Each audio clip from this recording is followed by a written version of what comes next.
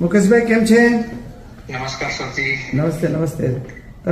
મેં તમારો નમસ્તે તમારો વિડીયો જોયો હે, બહુ ઇન્ટરેસ્ટિંગ છે.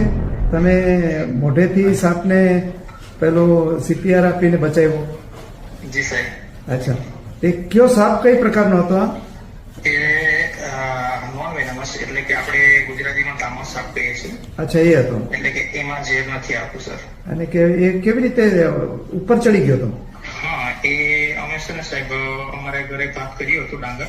હા, એની કાપણી ચાલતી હતી અને બાજુના ખેતરમાં બી ભાત કાપેલું હતું. એટલે બીજે દિવસથી મતલબમાં એક દિવસ સુકાઈ ગયું એટલે બીજે દિવસથી મતલબમાં એને કુડે ત્યાં બાંધીને જોડવા માટે તૈયારી કરી છે. એટલે મજૂરોને એવા આવ્યા હતા. હા, બાજુના ખેતરમાં મારા ખેતરમાં ભાત કાપતો હતો.